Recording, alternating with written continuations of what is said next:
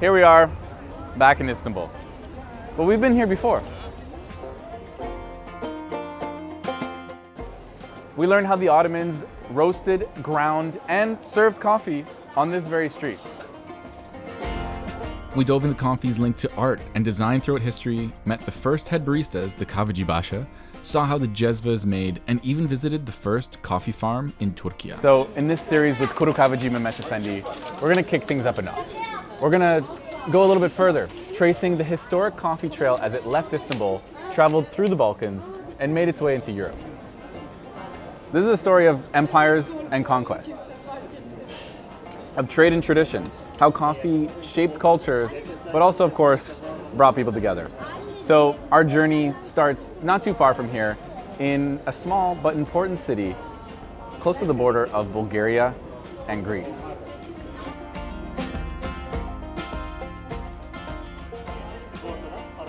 All right, you finished your coffee? Let's hit the road.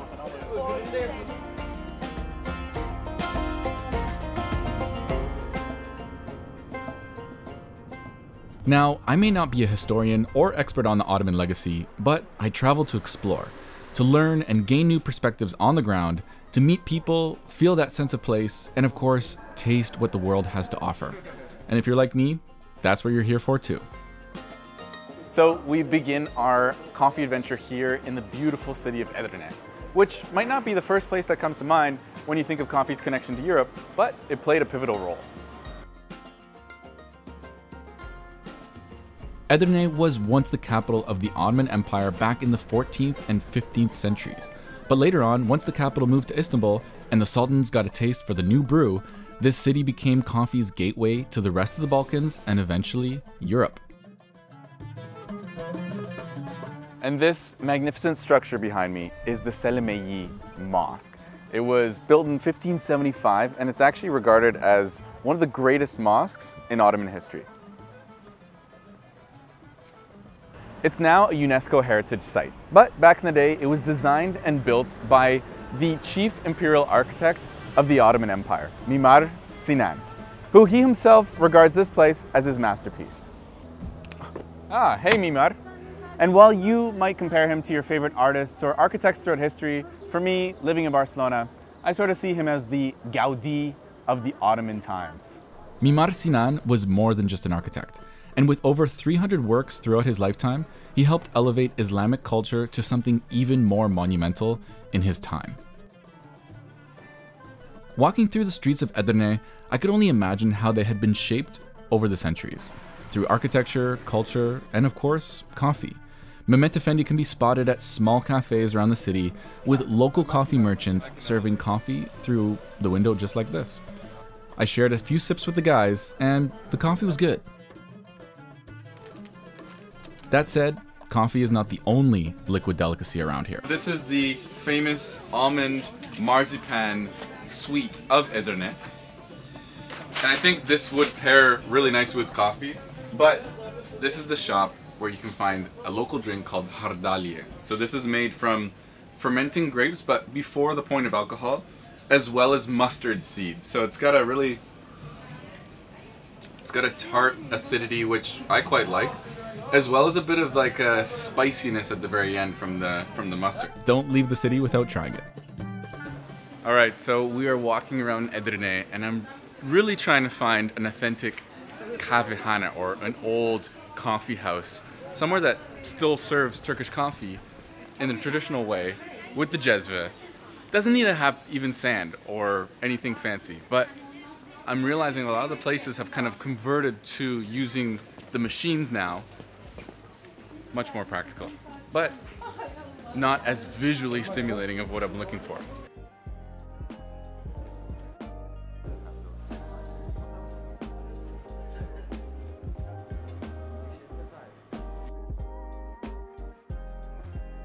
Edirne was a significant place to the Ottomans for its strategic, military, and administrative role during the early expansion into Europe. This helped with a broader cultural exchange, spreading Turkish customs and traditions between Europe and Asia. And some travelers would have likely stopped right here in this stable along the way. I don't know if they served coffee back then, but they certainly do now. Although this place still didn't serve coffee with the jezva in the traditional way, it tastes great. I love the cups. I love how they put a little bit lokum Turkish delight on the side, but I also really like this space, right? So the owner told us that it's been around for 415 years, and it was actually, from what I could tell, a stable for camels that were traveling from China along the Silk Road. Afiyet olsun, as they say. So this big stone structure that I'm walking on right now is called the Meriç Bridge. And as you might have guessed, it's here crossing the Meriç River.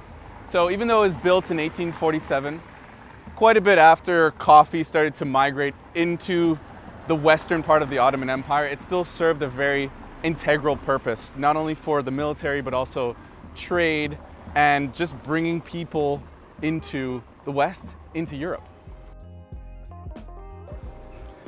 Oh yeah, this is peaceful. But it wasn't always that way. This is sort of the crossroads or the intersection of the East and the West. It's sort of commemorative to be here drinking a coffee. Occasionally, this marching band is sort of like a duo of a drum and a very reedy, woody, airy flute. It's called the Zurna and Duval duo. So they're kind of, in some ways, representing the old Ottoman marching bands, but in a much more sort of localized presence that can actually be heard all over Turkey, but it's quite common here, apparently. And as we danced our way into the Karac neighborhood, my cravings for a homegrown coffee experience was finally met as we came across this quaint and rustic coffee house. Oh yeah, real fresh. Kahvehane çok güzel. Teşekkürler. Ah, okay. Cuba. Ah, really?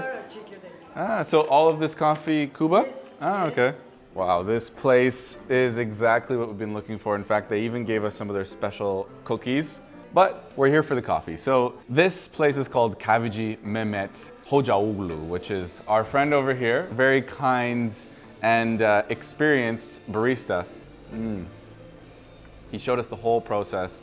We've been scouring Edirne to find a more authentic coffee experience, you know, actually brewed in the jezva. In fact, I was surprised to even see the sand machine here. So they really go the extra mile. But we had to make it all the way over here to Karac, which is the neighborhood that people would have stopped in as they made their way west, or even those coming from the west, visiting Edirne as the capital, and eventually Istanbul. So,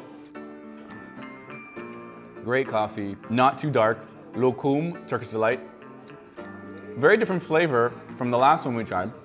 I don't know, it's like an orange, but without the citrus, you know? Let's try this cookie because they're not gonna let me leave without taking a bite. It's actually not like a crispy cookie. Fell apart, but so good.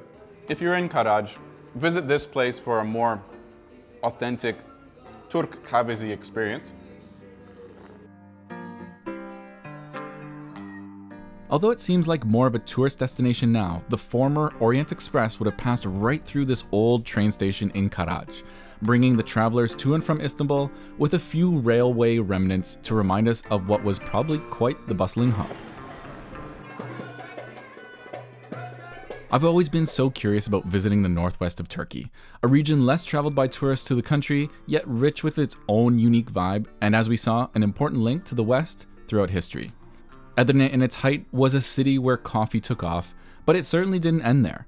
Stay tuned for our next adventure in Plovdiv, Bulgaria, one of the longest standing cities in Europe and a gateway to the Balkans itself.